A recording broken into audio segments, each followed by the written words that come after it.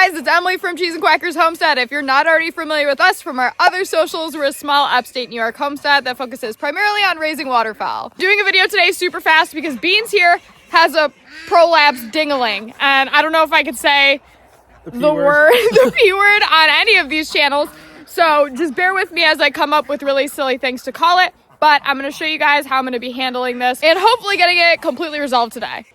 You good, buddy boy? He does not want anything to do with us right now. Sorry, buddy. Really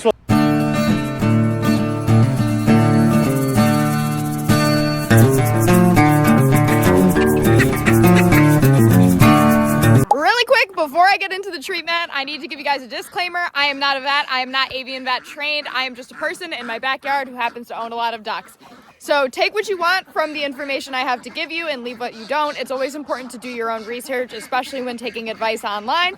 This is just my at-home practice, which can change at any point as more research and more knowledge is available to me. Worst part about this is Beans is one of our standard ducks.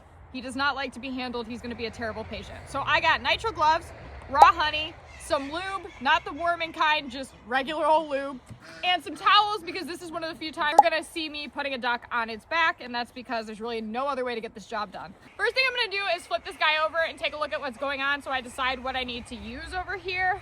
And how it looks is actually going to change that. So we got him wrapped in a towel. So what we're looking for here is tissue condition. If the tissue is pink, it's perfuse. That's all very good. We don't want to see any purpling or darkening or signs of necrosis. There is some inflammation. It's not severe, but it's definitely there. The lube, a generous coating will do the trick. Make sure you're also getting the cloacal area. The first thing I'm going to do is I'm just going to apply some lube and see if he retracts this thing on his own. I'm going to put him back in a sectioned off area of the pen, give it 30 minutes, come back out here and see if that retracted, which hopefully it does, because otherwise I'm gonna have to manually put that back in. Beans is now living in a sectioned off area. That's because the root cause of this could have been overuse during mating, so he needs to be separated from any hens. Little Beans, or Beans' wean, is still out and about, so we're gonna go into phase 2 of trying to correct this. All right, so since that didn't retract on its own, I'm going in with some raw honey.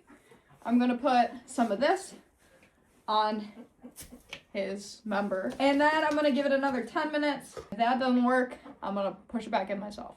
Alright, 10 to 15 minutes, the sugar's been on. I'm about to rinse it off with some saline solution that's warm. It's from inside the house. And then I'm gonna retract this thing with my hands.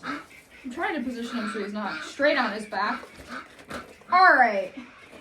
Yeah, I know. So I'm rinsing it off right now, making sure that it's nice and clean. And then I'm gonna be going in with a lot of lube.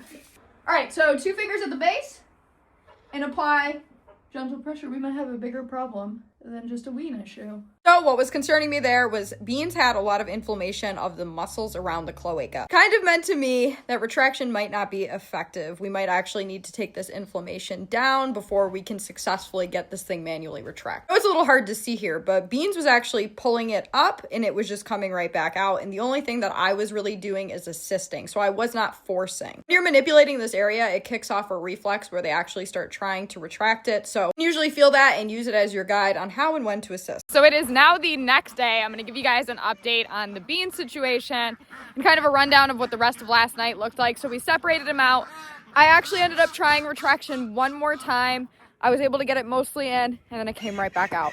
So what that means today is I woke up this morning and I went back out here and I took granulated sugar because I had my husband pick some up at the store because we needed it for Beans. And I packed that granulated sugar on, let it set for 10 to 15 minutes, rinsed it off.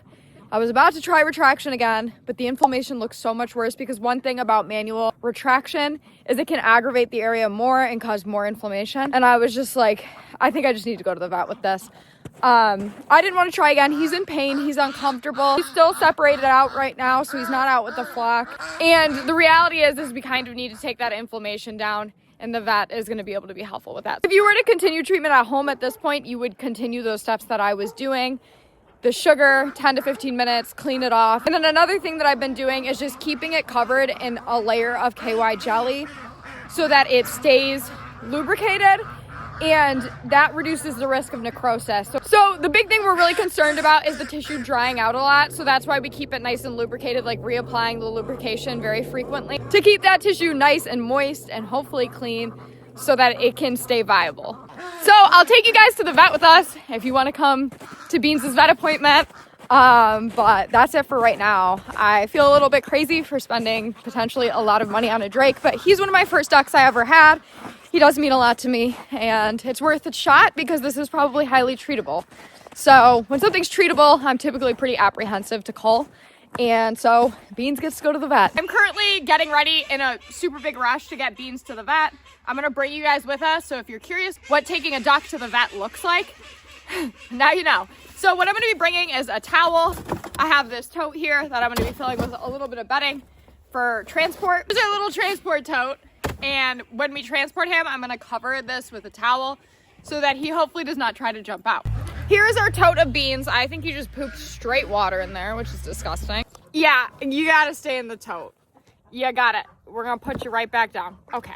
Okay, buddy. We are just now pulling into the vet. This transport has been awful. He escaped the tote, which is no shock, but we didn't have a box. I had a cover that was big enough for him. So I've had to carry him on my lap, and he's been miserable this whole time, but we're pulling in now. I'll give you guys an update in just a minute. For the privacy of all of the staff that works at our lovely veterinarian's office, I did not film any treatments or anything or any vet evaluation. We just got some clips when he was sitting around and we were waiting for staff to come get us. Beans was having a grand old time playing with our truck keys while we waited. He shockingly did a really good job. He was such a good boy the entire time. Okay, we're all done at the vet. I just got my little statement. He's staying overnight. They're doing anesthesia and they're putting a stitch in kind of like I expected, which is great. It's gonna mean that this gets actually put back in the way it's supposed to be. We're gonna pick him up tomorrow morning, and that's really all I got for this one.